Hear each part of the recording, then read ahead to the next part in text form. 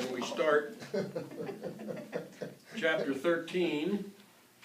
Remember now we're in that part of Romans where Paul is trying to give practical advice Come right in. to the Christians in the church in Rome. I'm sorry, sir, that throws me completely off having you sit over on that side of the room. I have to leave early. Oh, okay, So- well, in that case, It's gonna throw you off even more. Everyone- Wake me up at about quarter after. everyone must submit himself. Now, listen to this carefully, and if you have a problem with it, don't say anything yet. Let me get through it first, because I have problems with this myself. Everyone must submit himself to the governing authorities. For there is no authority except that which God has established. The authorities that exist have been established by God. Consequently, he who rebels against the authority is rebelling against what God has instituted, and those who do so will bring judgment upon themselves. For rulers hold no terror for those who do right, but for those who do wrong. Do you want to be free from fear of one in authority? Then do what is right, and he will commend you. For he is God's servant to do you good. But if you do wrong, be afraid, for he does not bear the sword for nothing. He is God's servant, an agent of wrath to bring punishment on the wrongdoer. Therefore it is necessary to submit to the authorities, not only because of possible punishment, but also because of conscience. Does that This is mean that also- all the Republicans should be getting in line? Now, I asked you to hold Right away, the rebel. Yay, pass. This is also why you pay taxes, for the authorities are God's servants who give their full time to governing. Give everyone what you owe him. If you owe taxes, pay taxes. If revenue, then revenue. If respect, then respect. If honor, then honor. Boy, that was clear as day. Okay, folks. Was this before or after Caligula and Nero? Well, it would have had to have been before Caligula, wouldn't it? Yeah, all right. Okay, Yeah. thank you. Yeah. Laura, personal friend of Caligula.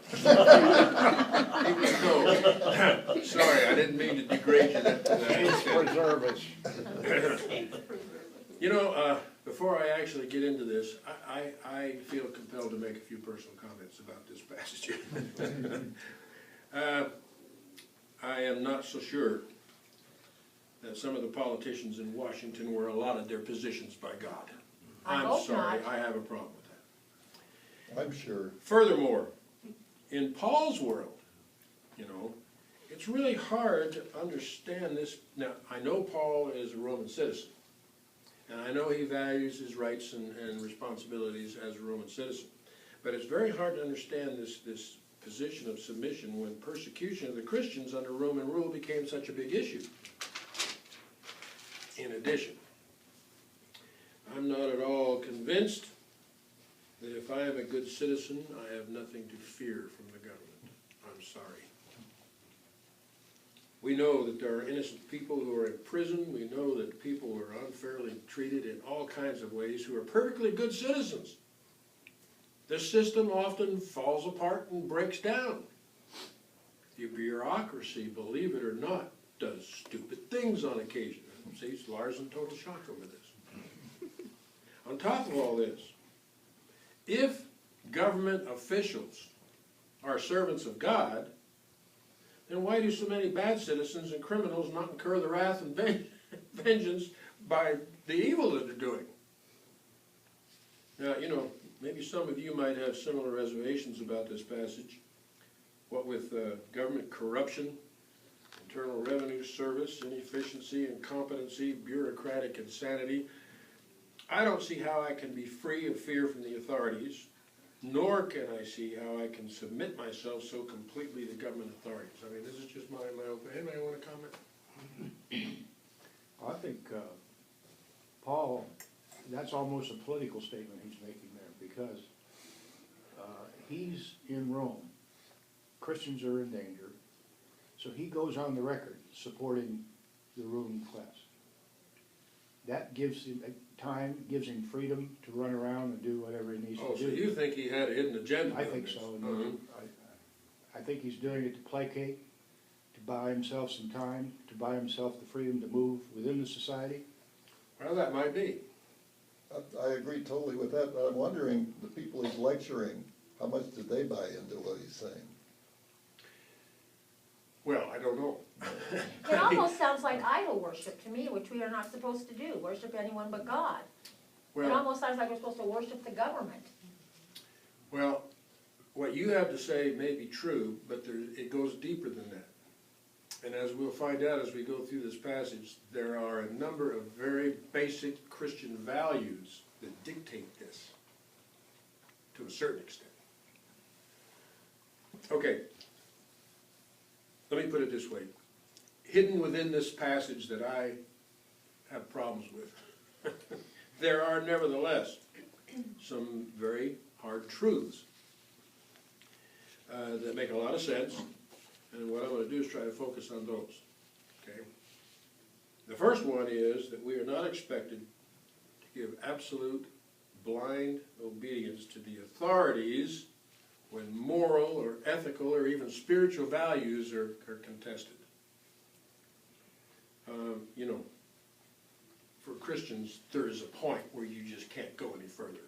Not just. You say, that's it, I'm not going another inch past that. That is a total violation of my conscience and my ethical value, my principles as a Christian. So we're not talking about total submission. Okay, well, where do you get that out of this particular reading? From Mr. Barclay. Oh, okay. That helps, that helps. Okay. And there are 5 principles behind this stance of obedience to civil authorities, and I think they are extrapolated from the things that Paul says. The first is that radical, revolutionary, violent insurrection against the government doesn't have any place in the Christian community. I mean, we're not supposed to be violent people, because that goes against just about every tenet of Christian living. And in the time of Paul, you know, we can point to, for example, the Jewish zealots. You know, they were really fanatic terrorists within Jewish society, even to the point that they would murder their fellow Jews for paying tribute to the Romans, you know. And one of the disciples was a zealot. Anybody know who it was? Judas. Yes, Judas Iscariot. There is no limit today in American society to the number of people and groups we can identify that are fanatic, violent, KKK, white supremacists, black power revolutionaries, IRS? Homeland Security. even some very fanatic anti-abortionist Christians. You know, there are people who just, everything's been twisted somehow. Everything's been perverted some way. The Presbyterian minister who blows up an abortion clinic and kills a doctor and 2 nurses because he's opposed to murder. I I mean, agree. you know, Yeah. what is going on in somebody's mind like that? So anyway, what Paul is trying to say is that true Christianity and good citizenship, he says, kind of go hand in hand. In Paul's mind, anyway, no one can be completely disassociated from society in which they live. You can't opt out of the nation you're residing in. Some people try. We've got some good folks living up in Idaho and central Nevada that try to opt out. You cannot opt out of the nation you're residing in. I mean, you know, we're all smart enough to understand that you enjoy certain benefits, certain privileges provided by the society in which you live that you would never be able to obtain as an individual person. You cannot claim all the privileges and refuse all of the responsibilities. Well, some people try to do that too. There's no such thing as a totally isolated individual. You know, as Americans, we have a duty to the state, we have a responsibility to our society, we have obligations we have to pay, regardless of who is president, regardless of which party is in power, we have this basic obligation. And you know what, that's a concept that didn't originate with American democracy. This goes back a long way. As a matter of fact, it goes back as far as Plato. A state is essentially a body of persons who have covenanted together to maintain certain relationships between each other by the observance of certain laws. Without these laws and a mutual agreement to observe them, the bad, selfish, strong persons would be supreme, the weaker would go to the wall. Life would become ruled by the law of the jungle. Every ordinary man owes his security to the state and is therefore under responsibility to it. Okay, we can buy that. We understand that. To the state, ordinary people enjoy a wide range of services which individually they would never have any other way. In our cases, I mean, we have water, power, we have sewage, transportation, all those kinds of services and everything. If we weren't members of the society in which we live, we would have a hard time providing all that for ourselves. Things that can only be obtained when people agree to live together in a common system. Paul says a Christian is bound to be a good citizen and to take part in all the duties of citizenship as well. Paul's view was that the Roman Empire, and I have a hard time swallowing this, Paul's view was that the Roman Empire was actually a divinely ordained instrument that could save the world from chaos. I buy that part. Maybe Roman peace, Theoretically. Roman institution of the civilized world, maybe it did prevent chaos for a long time in certain places at least, I don't know. And he believed that if the empire failed, the entire civilized world would disintegrate into fragments. Maybe that's true. Whether it was God ordained is another issue. Is another issue. I would like to ask Paul, what exactly do you mean by God ordained? David And wants to I would say want to something. ask him about the Old Testament stuff, where the judges were, they weren't elected, but they came by consensus because people trusted them. And then the people asked for a king, and God said, no, no. And then it explained about the taxes, the armies, and on and on. And they came back and continued to He ask. insisted on having a king, Right, and so finally they get one appointed. even when ostensibly God was supposed to be the king. But it did not say there, once he anointed the king, that the king's, at some point then, it became that became a part of the birthright, and that's where we ended up with all of these screw-ups here. Yes, well, I'm sure Paul as a Pharisee would have some kind of an answer for you. Well, anybody who can come up with this and defend it is gonna have an answer. Right, you're not kidding. I've always just thought it was God allows it to happen as opposed to it's God. Well, there's all kinds of ways of looking at it, Shane. You can say, okay, I believe that the future rests in God's hands. I believe that God is in control. Now, what does that mean? Well, you know, I'm just a human being and I'll never understand what that means. Right. But it could possibly mean that certain things are, and we know from the Old Testament another lesson.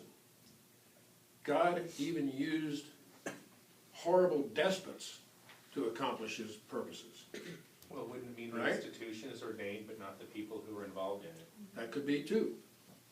But God has never hesitated throughout the history of the Old Testament to use real jerks to accomplish good ends for his purpose. So who are we to question? We don't even know. Hallelujah. Yeah, I know. Gives me hope. Okay, so whether the Romans knew they were doing God's will or not is beside the point. Paul says it's the duty of every Christian to help and not obstruct as citizens. And even on a practical level, that was good advice. Because if the Roman society saw Christians as being insurrectionists or troublemakers, that would be bad for everybody.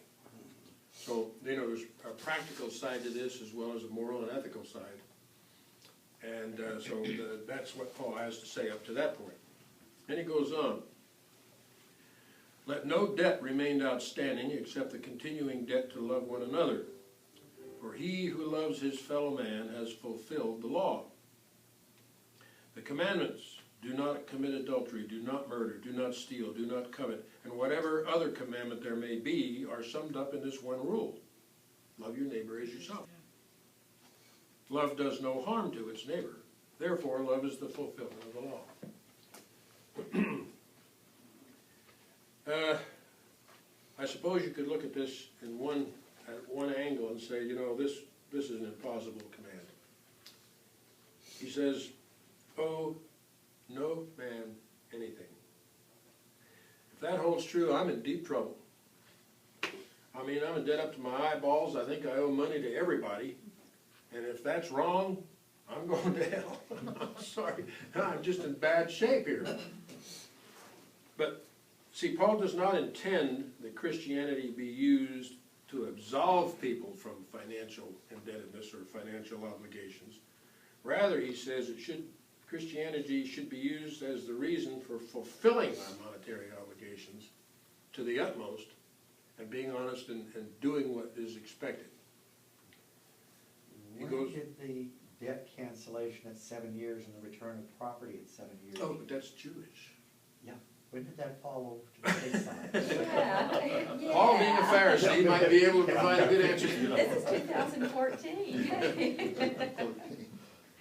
There is one debt above all others, Paul says, though, that must be paid in full every day, and that is the debt to love each other.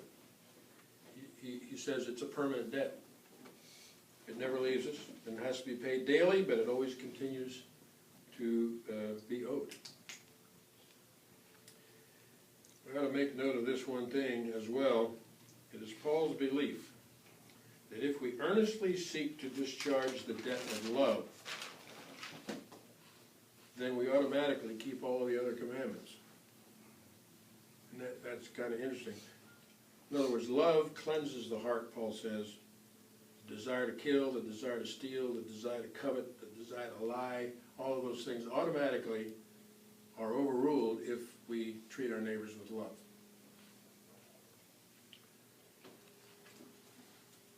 Sometimes I wonder just to what extent Paul was able to keep all the things he said. Do you think Paul practiced what he preached? I think he certainly tried very hard. 11 through 14. And do this, understanding the present time. The hour has come for you to wake up from your slumber, because our salvation is nearer now than when we first believed.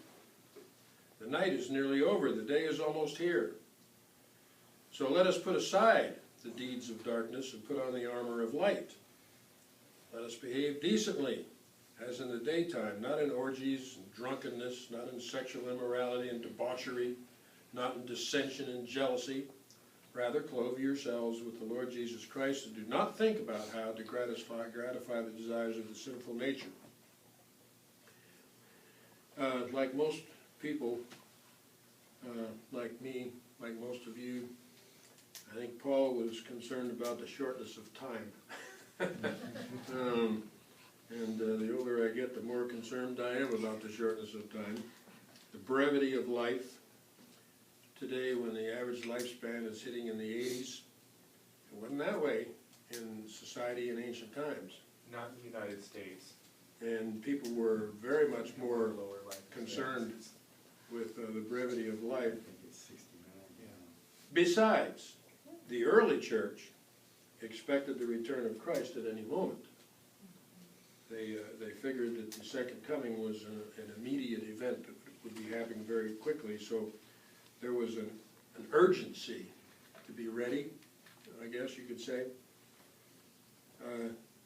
But even if the second coming isn't immediate, I mean, each day takes us closer to our own demise, and we should be ready for who knows the moment.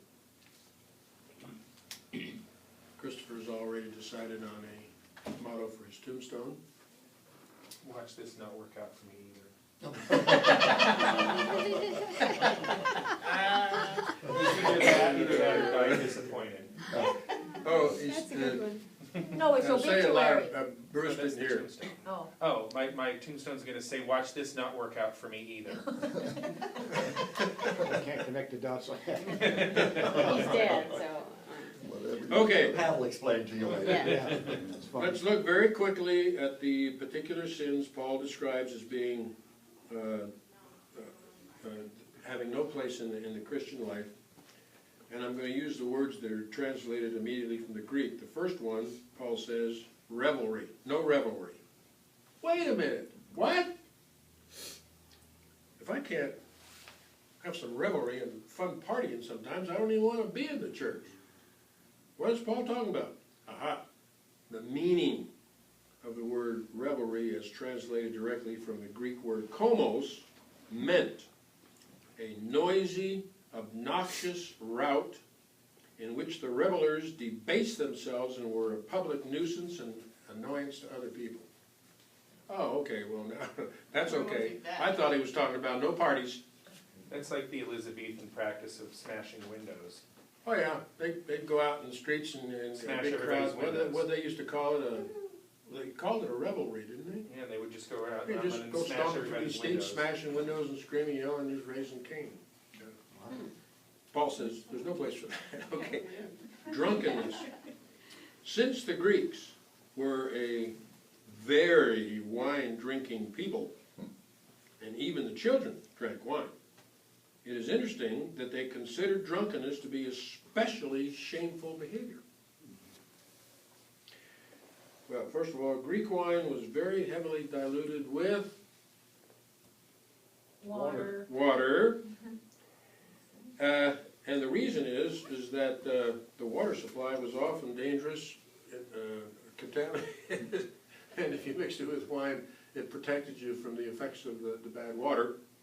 I knew there was a reason I liked wine. The chlorinated water of Bodensee, that's why I've been protected. But in Greek society, they did consider drunkenness to be an especially debasing and bad behavior.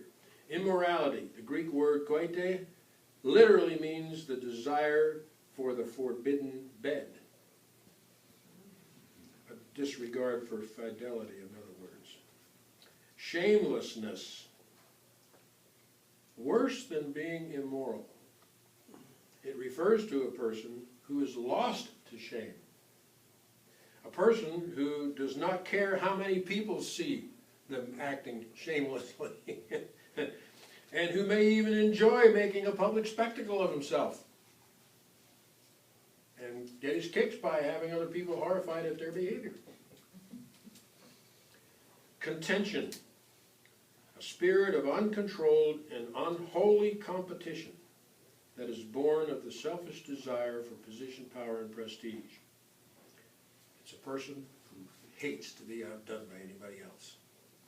They've got to be the number, el numero uno in everything. Self is absolutely paramount. Total self-centeredness. And finally, envy. Not just a matter of envying what another person has that you don't have, but begrudging what that person has, wishing they would lose it. Oh, I love that. Yes. No, I do. I'm not kidding. Well, that's when you don't have much, of course you my next door neighbor, okay, just paid cash for a brand new Jaguar. I hope he chokes on it. You know, that kind of an attitude. You know, being jealous of every blessing given to somebody else because it's been denied somehow to you. All right. Now we come to chapter 14, and I really, I'm gonna miss out on this, I know. this is the I'll take best of the notes. entire thing. He'll be online. Oh, but that worked out his phone. Paul says, Thank you, Brian. and this is just one verse long. This is a powerful verse, really amazing. Accept him whose faith is weak, without passing judgment on disputable matters. Wow, that is strong. That's That- love, that's love. Well, it's not only love, but it's a very short verse that has an incredible amount of power in it, an incredible amount of insight. Accept him whose faith is weak, without passing judgment on disputable matters. You know what? That is a huge problem the church experienced in Paul's time and continues to experience to this very day. is just as prevalent a problem in the church today, or even more so than it was in Paul's time. In the early church, for example, some people believed that the old food laws were irrelevant. You could eat pork, you could, eat anything you wanted to, no problem. But there were other people in the church who simply did not believe that at all. They believed that those strict food laws had to be observed. And they are actually healthier than not following the food laws. That could be, at least wise for weight gain, I can tell you some of my problems. Anyway, some people in the early church did not believe in having to observe the Sabbath on any one day. You could observe the Sabbath and worship any day that you want, you could choose, no problem. Some people said, absolutely, no, it has to be Saturday. Absolutely has to be on Saturday. Paul says that as Christians, we should be willing to accept these folks with these scruples, even if we don't have any ourselves. You can eat whatever you want and in good conscience figure there's no problem. You can worship on Tuesday afternoon, no problem. But if there are people in your church or in your congregation that believe otherwise, big deal, accept them. Just be willing to accept it. Paul does believe that those with scruples are, quote, weaker brethren in the faith. What does Paul mean by weaker brethren? Now this is interesting.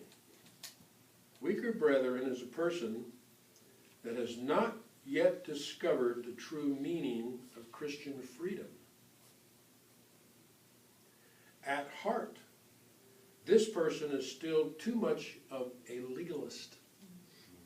They are still too much hung up on rules and regulations and rituals and, traditional observations and all those kind of things. And Paul says that such a person has not yet liberated themselves from the belief that they can only obtain grace through good works. They're still trying to earn God's favor by observing certain things, and doing certain things, and eating certain things, and all this kind of stuff. And so Paul says that's a weaker brethren. They're still looking for God's favor by either abstaining from certain things or doing certain things. They are still people who are trying in their own minds to earn righteousness, trying to earn their way into favor with God as a righteous person. Sounds Paul like says, a Catholic. Sounds like a Catholic. Well, No eating fish on Fridays and. Well, that could be a present day example. Paul says that, quote, us stronger brethren, okay, who know better, should not heap criticism on these folks. We should simply welcome them into the church family and don't judge them. Don't make a big issue out of it. And boy, I'll tell you what, this is not unique to Paul's time. In the church today, there still remains two primary positions, right? We have the liberals, who don't seem to find harm in lots of things. And they are content to do things that they consider to be innocent pleasures.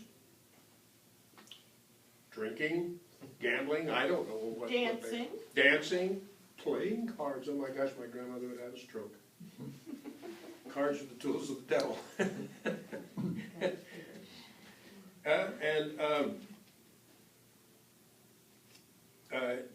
These people are okay within the church family without any problem with their conscience or anything else in doing certain things.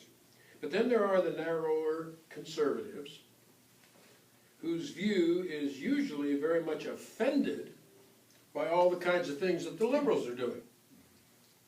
Okay? That the liberals don't see any harm in. Well, Paul said these lay with the broader liberal point of view, but he also makes it clear that when brethren with the more conservative view come into the church, we are to receive them with brotherly sympathy. Oh, Okay, My church in New Orleans did just that thing, because it came time to see if we were gonna stay in the SBC or vote ourselves out of it. And, it was basically 3-1 to vote out of the SBC, because we were told we'd have to get rid of our assistant pastor, who was a woman, and replace 10 of our deacons with all men, because we had 10 women deacons and 2 men deacons. We didn't tell them that our 2 men deacons were actually openly gay. Otherwise, we would have had to replace all 12 of them. And when we voted ourselves out of the SBC, we didn't lose a single person. it's okay, we will continue to accept the Southern Baptist with brotherly sympathy. Good on you, mate. But now, Paul lays down 3 very important rules here that we need to remember. He says, first of all, avoid irritation with these folks. Getting all annoyed and hot and bothered with these kind of folks doesn't get you anywhere. It's just self-destructive. It does nothing. It accomplishes nothing. No matter how much you disagree, try to see their point of view. Understand as best you can why they think the way they do, and just accept it. Let it go. Second, Paul says avoid ridicule. You know what? Anybody who honestly believes something to be true and are laughed at because of it get really hurt. Not only that, they get very offended, they can get very antagonistic, and they can leave the church. We should never laugh at what our lesser brethren hold to be sacred. It's only going to cause them to withdraw further into their own rigid position anyway, so what does that accomplish? Isn't that the problem, considering them second class anyway? Well, Paul is carefully to call them lesser brethren, but still love them. Sympathetically. We've been confronted with that exact challenge in our church right here in Boulder City on a number of occasions. And I know people have disagreed very strongly with certain individuals, but I also know that a large number of people in our church have been very, very tolerant and very accepting of those individuals, even though they disagree. Of course, a couple of those people have left the church, but you can't make all the people happy all the time. And then he says avoid contempt. It is simply wrong to brand a narrow-minded person as an old-fashioned fool. Paul says you can't do that. You don't have any right to do that. A person's views and opinions are who they are. That is the person. And so if you show contempt for their views and opinions, you're showing contempt for them. You have to respect those people, regardless of how different their views are. Contempt is basically a completely unchristian attitude in the first place. So, why would you want to do that? It is interesting to note, there is another slightly different translation of this verse that is entirely plausible, and it's an interesting one. Welcome the person who is weak in the faith, but do not introduce them straight away to the discussion of questions which can only raise doubts in their minds. Now that's an odd way of looking at it, isn't it? New people to the faith are often very emotionally excited, but intellectually and spiritually they are not up on things. I don't know how else to put it. They're confused on a lot of things. And Paul says, don't, drag these people right into a huge discussion on this and that and the other thing, which may confuse them further and then just cause them to say, hey, I'm out of this. And I'll use the example again of the virgin birth. If a person comes into the faith and says, I just still really have trouble accepting the idea of the virgin birth and everything, don't take a hammer and start pounding them over the head and say we're going to go to hell if you don't believe it. or even before that, put some geeky, stupid thing on your sign in front of the church. Oh, yeah, well, The sign in front of your church is for putting when you worship and saying everybody's welcome, that's it. amen to that. I don't know. The Episcopals across the street had a great sign a couple weeks ago. It said, live music, free wine. I There you thought go. that was I saw that. right? I missed that. I took a picture of it, it was so awesome. Like, you don't put, right now as a gift, that's why it's called the present, because people aren't gonna come. Right. Well, I They're not gonna drive past Bethany Baptist every day. And every week they have new quotes and whatnot on there. Right. And every time when I go by, I think to myself, you know what? If you are not a churched Baptist, you would have absolutely no idea in the world what the heck they're talking about.